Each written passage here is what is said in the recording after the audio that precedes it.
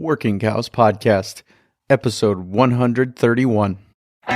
Welcome to the podcast that gives producers a platform to discuss and share paradigm-challenging practices. Practices that have increased the effectiveness of their operation and the joy that their families have received from this lifestyle.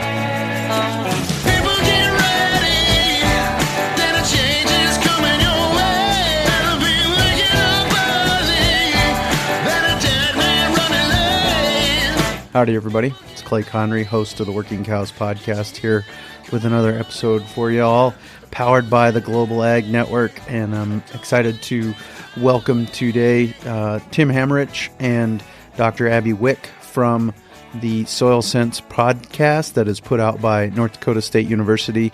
And so we're going to talk today about the idea for the podcast, where it came from, how it got started, how they've been handling the podcast, and how they've been going about capturing the stories from these different folks that they've been featuring. And so it's a good opportunity to be exposed to another great agricultural podcast out there, and really hope that other people will start taking the opportunity.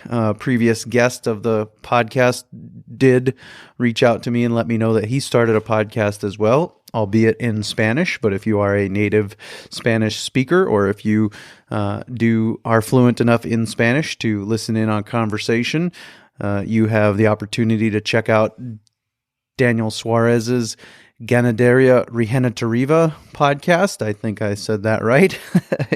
It is basically regenerative ranching in Spanish, but he started another podcast, and we need more agricultural podcasts. I'm excited to talk about all of those things with Dr. Abbey Wick and Tim Hammerich of the NDSU Soil Sense Podcast. Tim, Abbey, thanks for joining me today on the Working Cows Podcast. Thank you, Clay. Appreciate it. Oh, yeah. Glad to be here. So you guys have recently launched the second season of the Soil Sense Podcast. Abbey, could you talk a little bit about where that got started and what you guys were looking to do with the first season? Yeah, it's kind of an exciting story because it really came from farmers. And there was a day that I was riding around in a tractor with a farmer, and I just was kind of asking him, I was like, Darren, what do you listen to? What do you do while you're in this tractor all day? And he's like, well, I really listen to podcasts quite often. And he didn't say quite often. He said, I listen to podcasts. That keeps me busy, keeps my mind thinking. And so it just kind of come about from that, where it seemed like a podcast was a great way to share information. And fortunately, I had just met Tim that fall, because he was in North Dakota recording another series. And so I had the connection, and Tim was willing to do it. And we had farmers were willing to share their story, and also researchers and extension and consultants. So it worked out pretty well. And Tim, how have you gone about capturing the interviews themselves and some of those things? What's been your role in this project? Been really fun. My role is basically to be the host of the show, and really it's involved going out and talking to as many different people as possible in North Dakota. And Abbey mentioned that we met on a different project, and it was at that project that I realized, first of all, how on the cutting edge North Dakota was due to soil health. And what I didn't realize until I started getting in and doing these interviews was it was really because of the collaboration that was happening. It's not just, there are some definitely soil health pioneers up there that are doing impressive work, but they are quick to point out all the other people that are collaborating with them to make it happen. And so it's really made for an unlimited amount of content that I could go out and interview and then put together. So Tim, I think you're willing to do this for me. I didn't ask you beforehand, but I'd like you to get on the We Need More Agricultural Podcast soapbox for a minute, because I find the same thing with my podcast, that I've got way more content that I could create than I have time to create. Absolutely.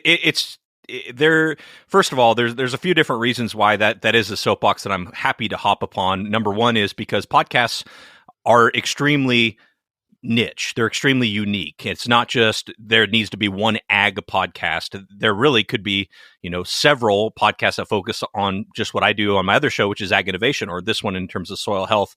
And first of all, because different people are going to resonate with others differently. But second of all, and Abbey can attest to this because she's seen it on the farmer side a lot, people have a lot more to say than they give themselves credit for. We'll line up one of these interviews and they'll say, well, why do you want to talk to me? What do I have to say? And then we'll just start talking, and an hour goes by and they're like, boy, I didn't realize I had so much to say. And so there is a lot of information out there that people don't give themselves credit for having. And you and I can't possibly create enough podcast episodes to bring all of that to light. Absolutely. Yeah, no, I've got a list of guest recommendations longer than my arm. Now, I'm not a very big guy. It doesn't take much, but I do have a list of podcast recommendations longer than my arm of people who I should be interviewing. And then on top of that, there's so many of them that I've only had on my podcast once, and they've got so much great stuff to say. It's a shame that they haven't had more of a platform and more opportunity to share the things that they have to say. So if you're sitting there thinking, I have something to say, there is a niche for you, and agricultural podcast niche is definitely not filled out yet. So go for it. And I can probably speak for Tim and myself. We would definitely be willing to help you get that started. But I have one of my listeners to my podcast reached out to me one time, and he referred to my podcast as Tractor Seat University, that he listens while he's driving around and he learns things. And so, Abbey, if you could talk a little bit about what you were hoping to accomplish with the podcast and with making the connection with Tim, and what were you hoping people would learn?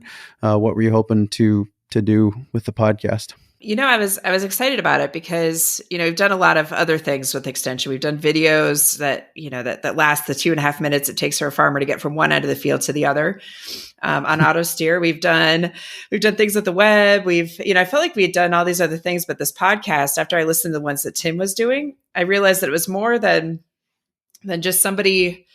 It was more than just somebody spewing out all these details in their story. It was really somebody that was pulling these stories together like Tim does.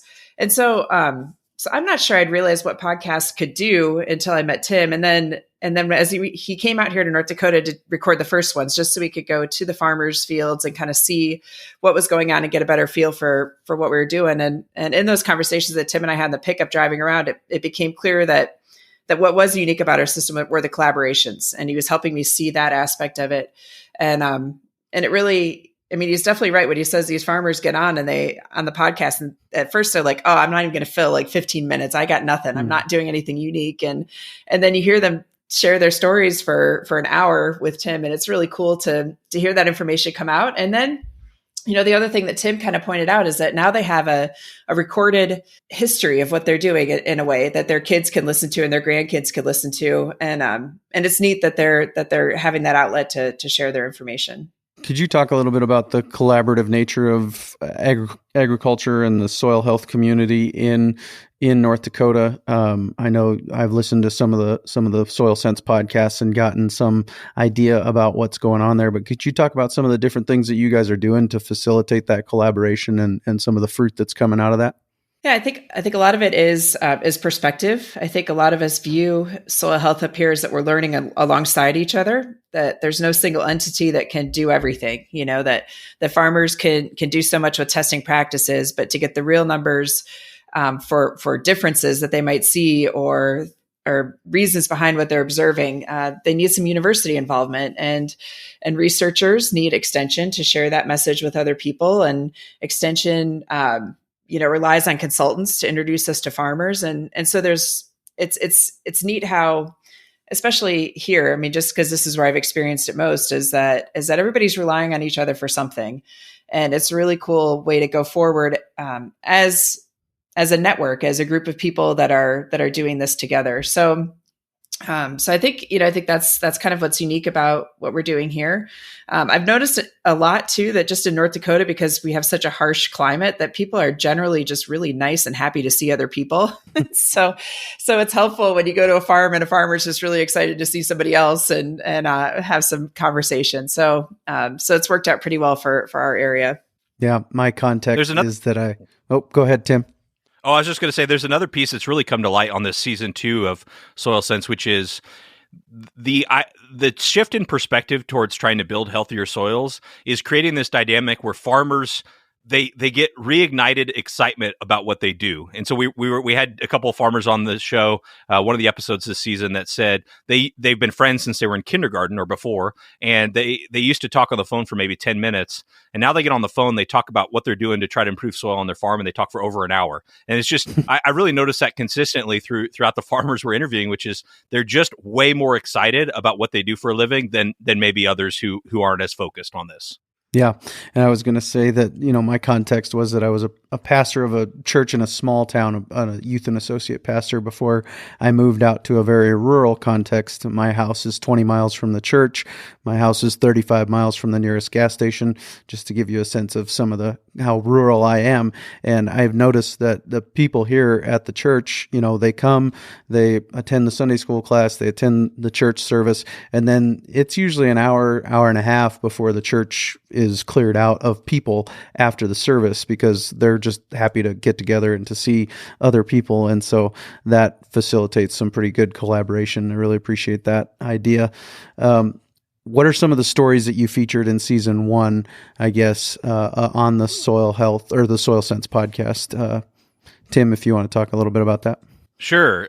We did 15 episodes, and then we released a bonus episode, which was actually the visit that brought me out to North Dakota in the first place with Joe Brecker. But what's been neat about it is every single one's different. Season 2 is going to be like this too, where, in some cases we'll have a couple of farmers on. In some cases we'll have a researcher and a farmer. In some cases we'll have a couple researchers. For example, this very first one we released today, actually, as we're doing this interview for season 2, is with someone who works in ag retail as an agronomist, and someone who farms but was an extension agent, and how they work together, extension agent and ag retailer, to try to bring more solutions to farmers collaboratively. So that's been part of the fun. Is it is broad and diverse, and it's surprising where you see these collaborations. One that sticks out from season 1, I think, to me, is the collaboration between Dr. Dave Franson, who's at NDSU, and a farmer named Anthony Tillamoni, and the research trials that took place on the farm, which led to a friendship, which led to this dynamic where they're bouncing ideas off of each other, one from maybe a scientific perspective and the other from a practicality perspective. And to me, that just kind of embodies what the podcast is all about. And just these two guys have a mutual respect and understanding for each other that goes way beyond, just what's the science say or what's the farmer say. It's a very personal relationship. Those are cool episodes too, because that's where Tim and I kind of realized that having two people on the podcast that have a relationship like that are working together is makes for a really fun episode. And so actually I think we did most of season 2 has joint interviews, which I think is fantastic. It adds a whole different dynamic. Yeah, absolutely. Abbey, could you talk a little bit about the challenges facing farming currently? What are some of the challenges facing the farming community, and what do you see as the Soil Sense podcast role in helping people overcome those challenges? Boy, there was nothing easy about 2019, and actually started with harvest in 2018. And I think a lot of farmers across the country probably feel this, but in North Dakota, we really felt the climate and the issues, just with harvest, with planting, with spraying, with getting any kind of heat up here to grow our crops. And so especially this winter, what I've noticed is that there are a lot of new people showing up to soil health programs or listening to the podcast, and getting information on how maybe soil health practices are going to help them. So when I say soil health practices, we're talking about reducing tillage, incorporating some kind of cover crop, maybe to use more moisture, to build up structure in the soil, diversifying rotations.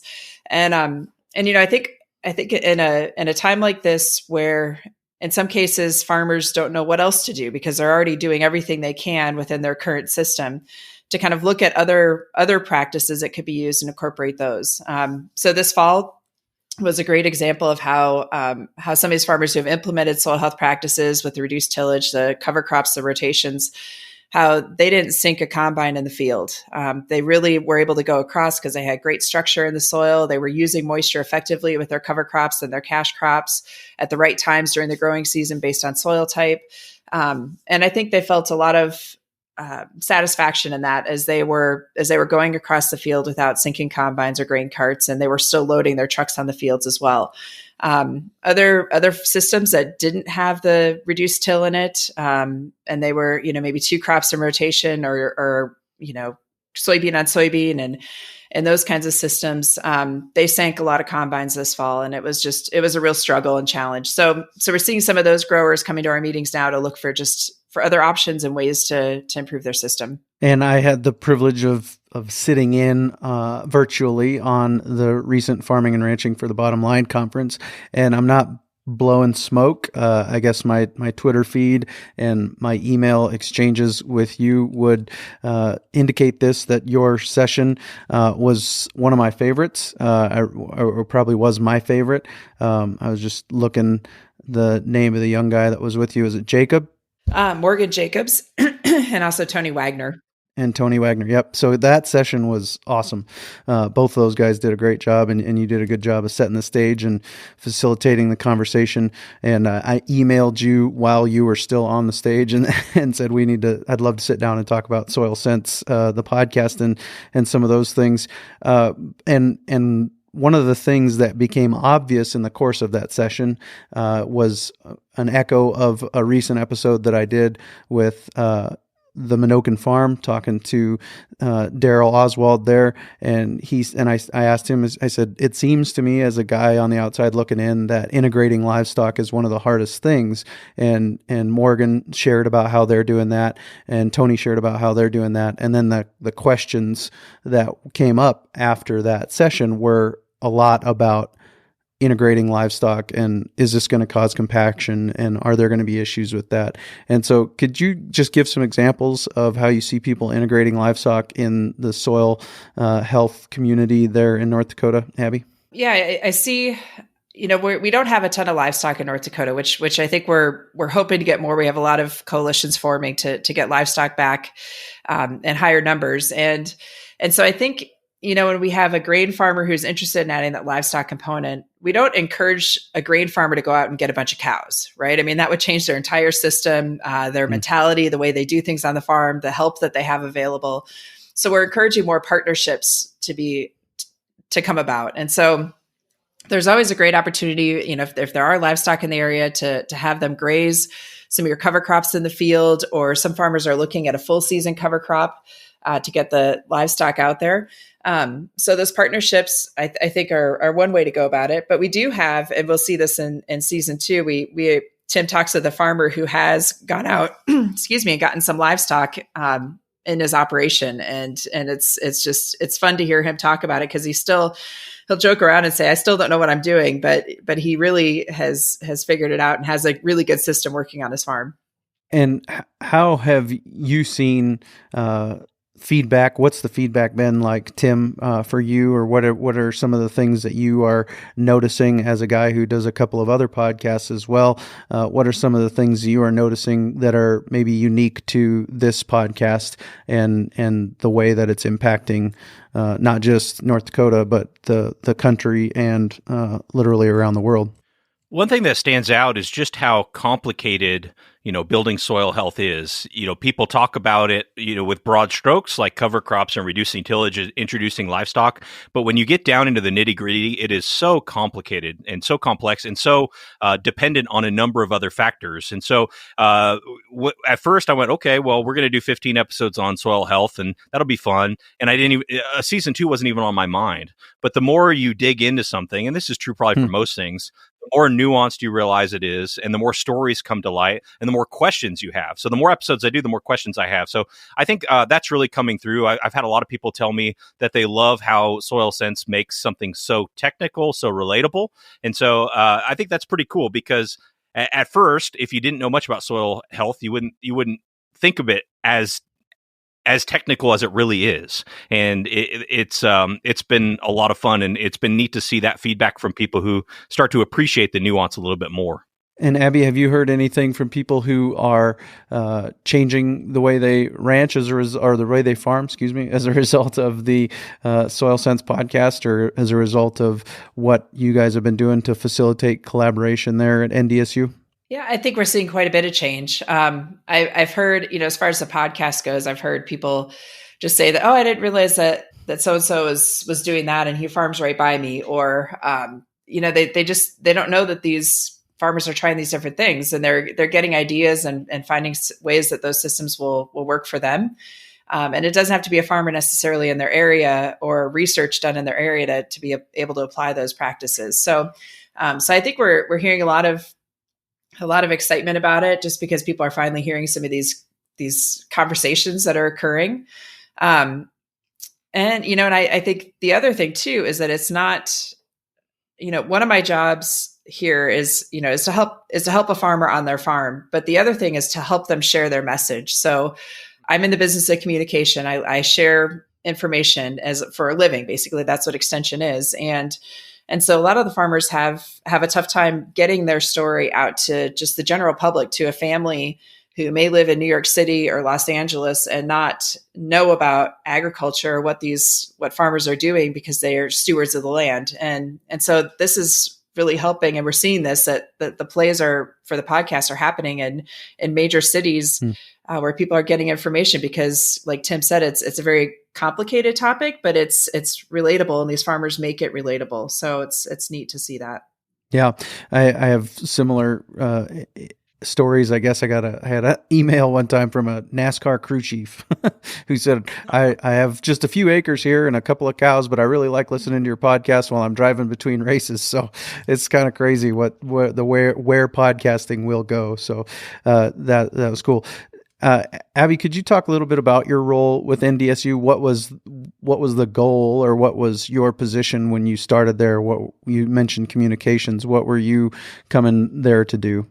I was a pretty intensive researcher on reclaimed mine land. So I worked on coal mines and titanium mines with dredge sediments in Virginia before I moved here. And when I applied to this position, I actually had to look up what extension was, because I knew I liked the idea, and I knew I liked the extension people that I worked with in Virginia, but I didn't know what the potential was or what it could be. And so Dave Franzen had actually encouraged me to apply for this position. And I was like, oh man, I really better figure out what this is all about. And I got up here, and it was great because I had a blank slate.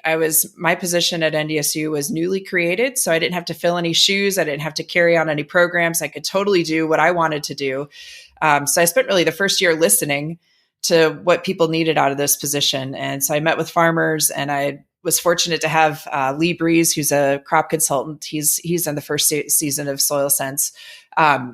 He took me under his wing, and he took me out and introduced me to a lot of farmers, and I got to meet, a lot of people that way and learn about the system. And then it just kind of, the more I listened, the more I could design the program to suit people's needs. And so I really, I guess I say I'm a communications type person, which I think I am, but I'm also kind of a listening person. I'm a sounding board, and somebody that takes in ideas and tries to pull all these things together and make the connections that need to be made to have a successful program.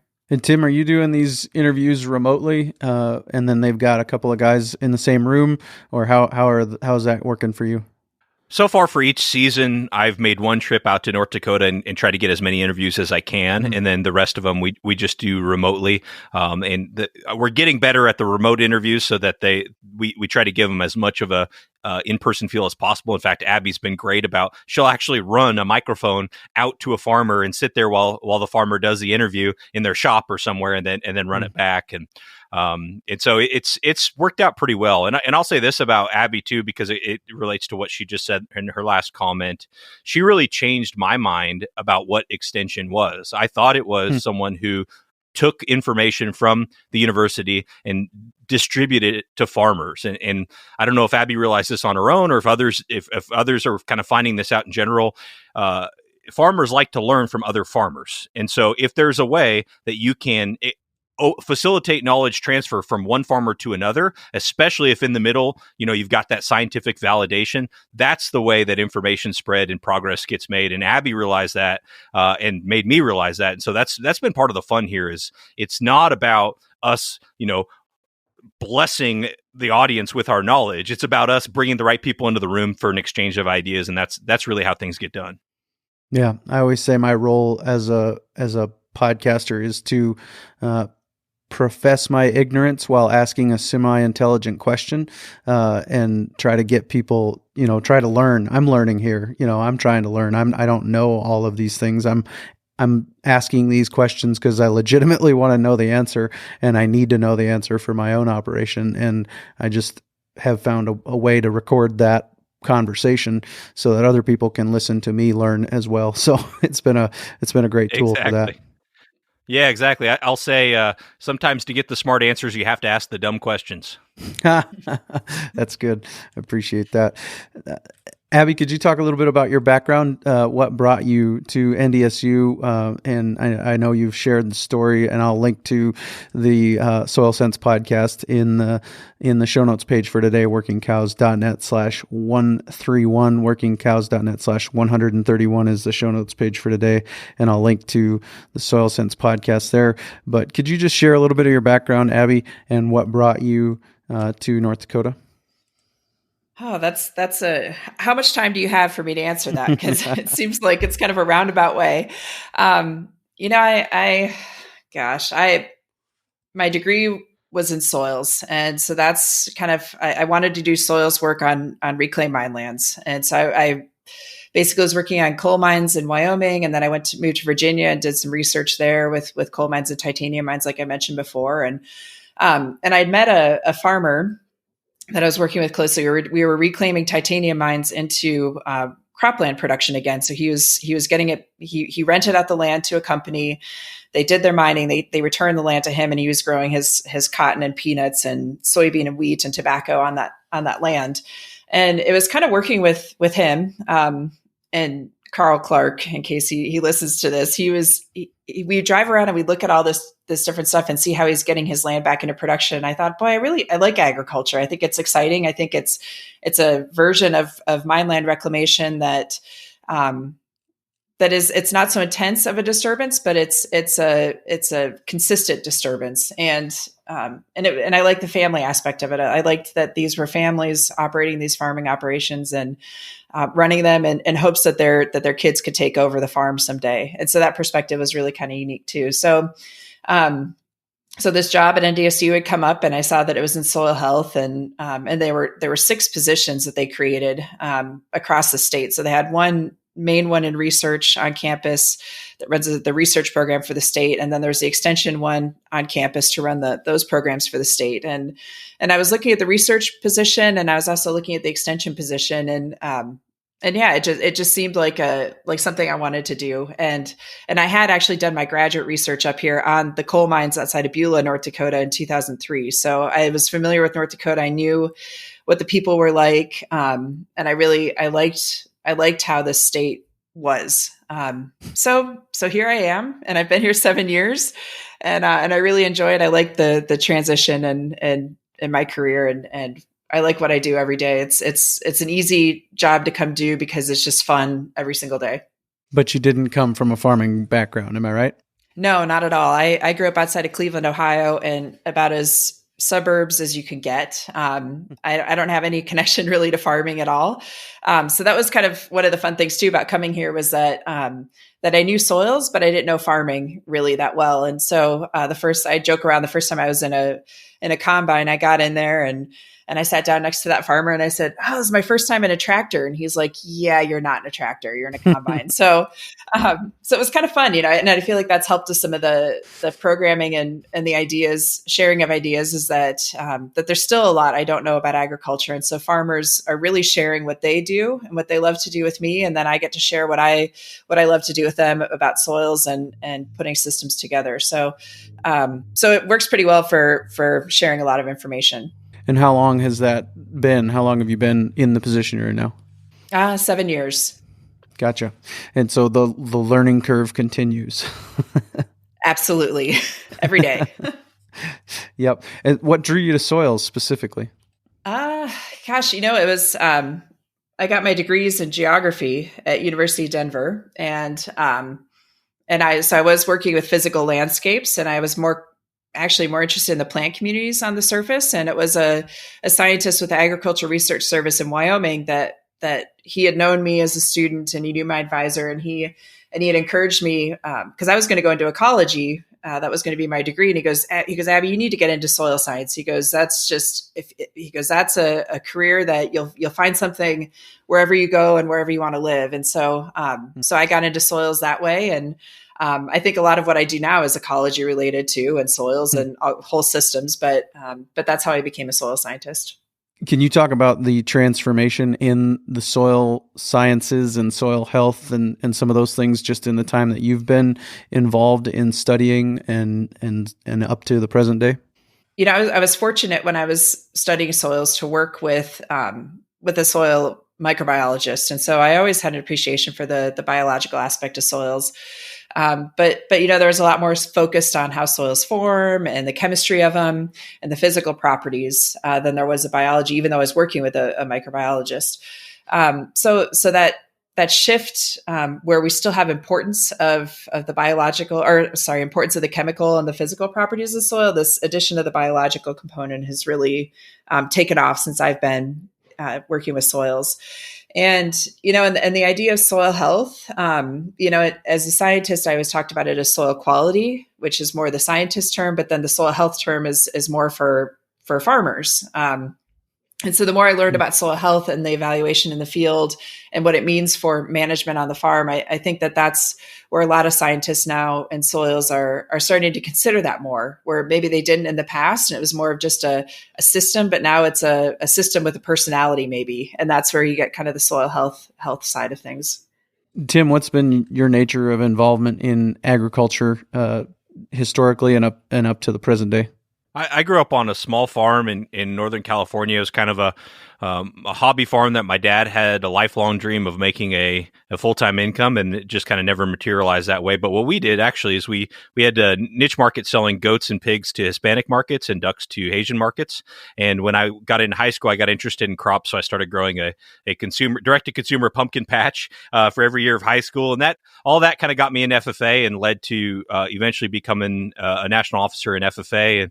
And that opened my eyes to national agriculture. I traveled the year around the country and kind of saw the opportunities and eventually led me into majoring in crop science and getting into the commodities business. Then in 2015, this is the short version, 2015, I left the commodities business to start my own recruiting company and started podcasting at that point because I wanted to sort of draw visibility to the recruiting I was doing. And that's kind of how I got here. Very good.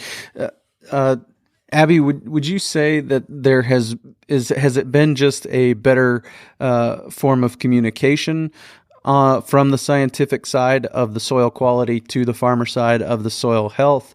It just seems like soil health is very in or vogue, or it's maybe it's always been this way. I just wasn't aware of it, but it just seems like that conversation is really ramping up, and I just am interested in your perspective on what facilitated that. Yeah, it is ramping up. I mean, they've been talking about soil health since I think it was like the late 80s. There was a research article that came out on it, and it tried to pinpoint how farmers are viewing soil quality as a rebranded term of soil health. And so I think, most, as from the research side, most faculty as they're going after grants, so many of those grants and requests for proposals include soil health. And so there's almost a transition that's occurring through, not forced, but through if you want funding, you're going to work on soil health. And by the way, you're going to have a big extension program to get that information out to the farmers. And so that's, I think there's a lot of the funding agencies are driving that. In North Dakota, we have really great commodity groups that fund research and extension at very high levels. So if a new faculty member is coming into the university, if they want that funding, number one, it's going to have to be very applied to the farmer and their system. And then it's also going to have a huge extension program with it. So a lot of, we know that research dollars and funding drives a lot of what universities do. And it's whether the faculty are receptive to and say, yes, I will take that on, or no, that's not my interest. But most faculty are really interested in soil health, and they want to work on it. And they like that the work that they do is then being applied on farms, and you can see the fruits of your labor much more in that realm than you can just by putting out a publication and you get, however many citations of it. And that's it. You never get the personal feedback that what you do makes a difference. And so I see a lot of research faculty latching onto that because that's just instant gratification that what you do is important. Very good. If all goes to plan, this episode will come out on March 16th. And so, Tim, could you talk a little bit about some of what you're excited about in season 2 and some of the things that you have released? And you're releasing these weekly? Is that right? Yeah, they'll go weekly for the entire season, season 2, so it'll last us into the summer there. You know, one thing that's great about podcasts, and your listeners will all appreciate this, is podcasts are great for nuance. You know, if you're really trying to understand not just the headline and not just the tweet about a topic, if you really want to understand the nuance, you can hear it in people's voice. You get a chance to dive into it in a longer format, and I think podcasts are great for that. And that's what I'm excited for here. We get into some nuances like earthworms. You know, everyone will tell you, my soil was healthier because I have more earthworms. Well, why are those earthworms there? What do we know about those earthworms? Where do they come from? How do they get there? You know, we have an episode all about earthworms. I'm working on one right now that is actually about monitoring and evaluation, which is interesting because, you know, all of us have been to conferences and we left going, boy, that was kind of a waste of money, because like I heard from speakers and I sat through, you know, a mediocre lunch, and that I spent a bunch of money just to waste my time. Well, we talked to someone who actually understands how programs should be evaluated and how to improve it so that we know that the ideas exchanged at one of Abbey's cafe talks, for example, go somewhere, and where they go and how they're spread. So anyway, we get into a lot of the nuance of soil health in general from a lot of different angles. And we've got farmers, researchers, consultants, extension people. We even have a zoo manager on season 2. Yeah. And Abbey, let's talk a little bit about that. First of all, the cafe talks, and then secondly, the zoo exhibit. And I'm not sure where that exhibit is, but it's in North Dakota. I know that much. Yeah. So I guess I'll start with the cafe talks. You know, we're wrapping up our winter season for that. They occur in January, February, and March. And it's basically, we just get farmers together that are interested in soil health that just want to have a conversation. So those will sometimes last 2 hours. Sometimes they last 4 hours. Sometimes half the group leaves at the end of it, and then the other half stays and you continue talking. But those have been really fun, and we're now expanding them out across the state. I think we did double the number we've done in the past, where I was running every single one of them. And now we have other extension people and researchers from our research extension centers that are across the state. They're starting to take them out and get a footprint further to the west in North Dakota. So those are a blast. I really enjoy that. And we have this evaluation specialist that Tim mentioned, Jean Haley. She's done all the program evaluation. She's helped me see things that I never could have seen on my own, just by looking objectively at the information we collect from farmers that attend those.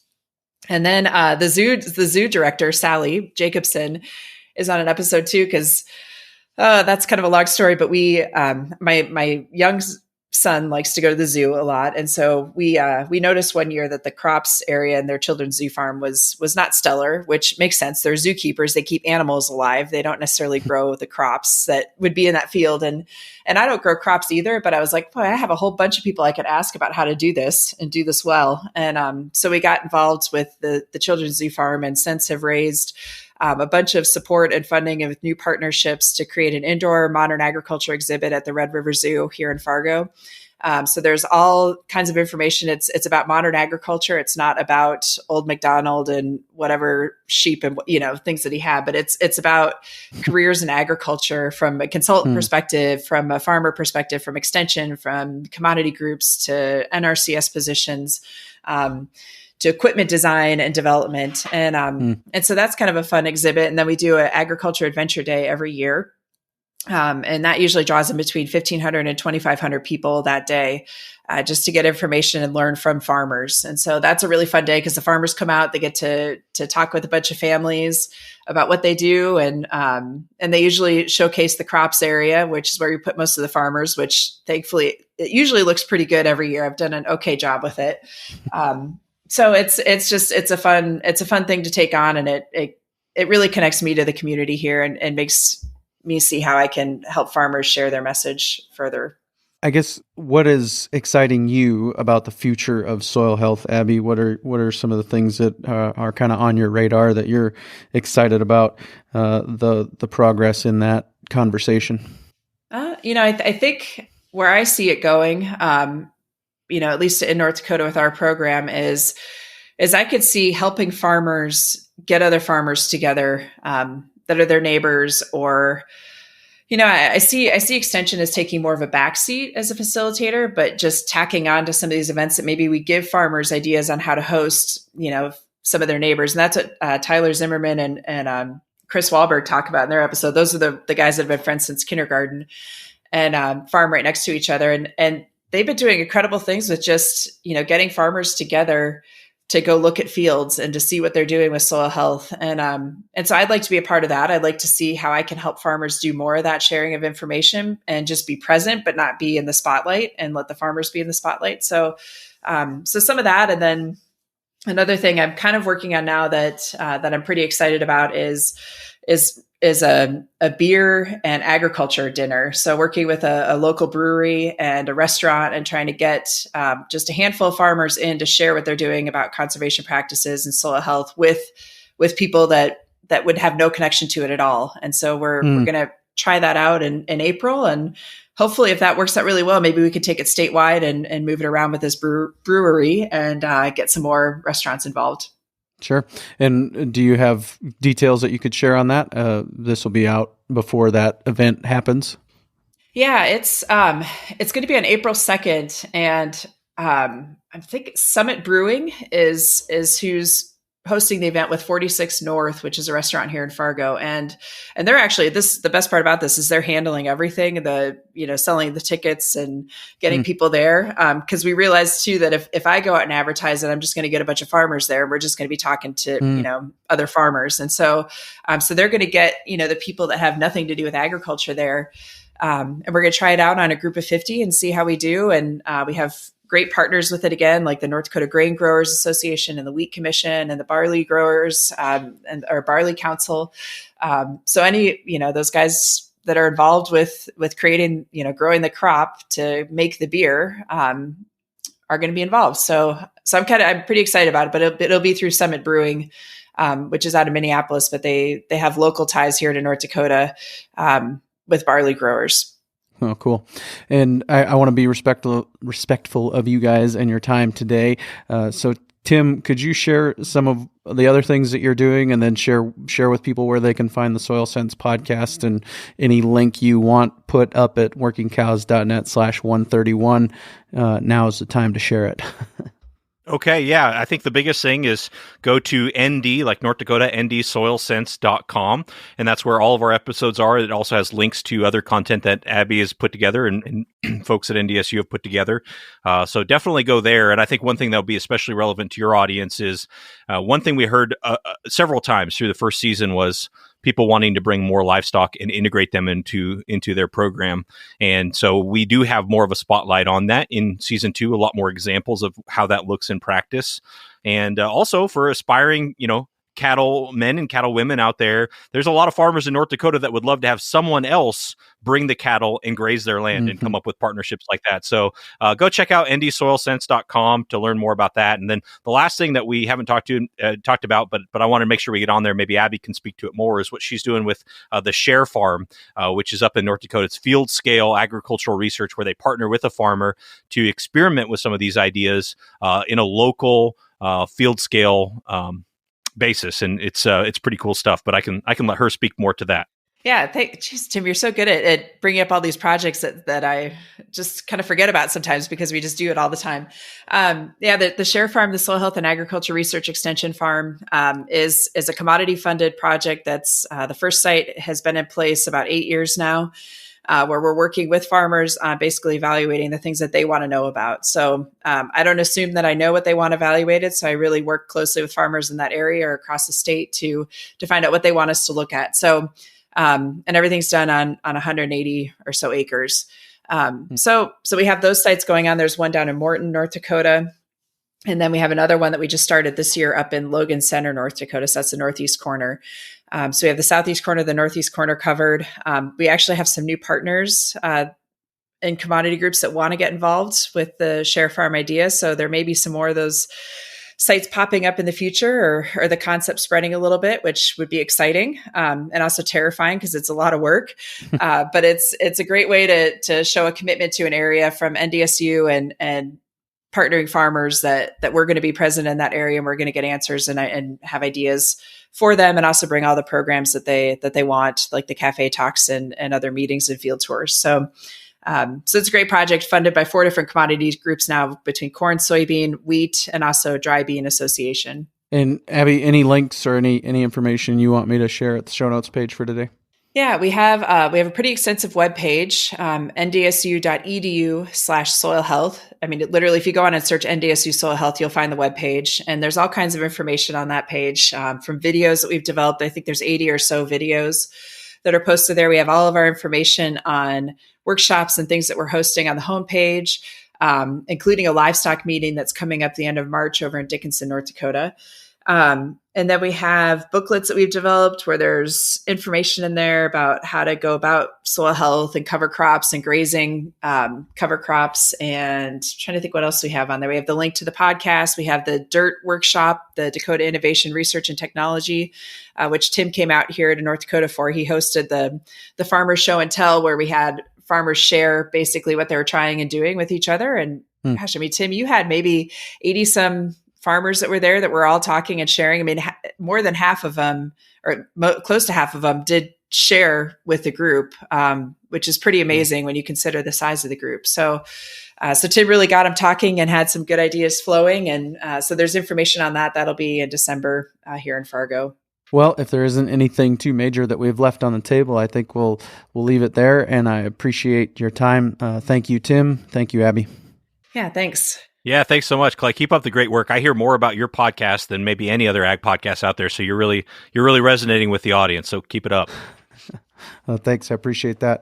Coming up next week on the show, we will be talking to Cody Spencer, ranch manager at the Rome Ranch. They raise buffalo, and they are in the direct marketing business and doing some things down there to regenerate some abused lands in Texas. And so looking forward to talking to Cody Spencer about all of that coming up next week on the Working Cows podcast. We'll see you real soon with another episode. We invite you to visit workingcows.net to subscribe to the show via iTunes or Stitcher. You'll also find detailed show notes pages, resources from our guests, and the industry leaders who have influenced them. For more ideas on putting your cows to work for you in a more profitable way, tune in next week.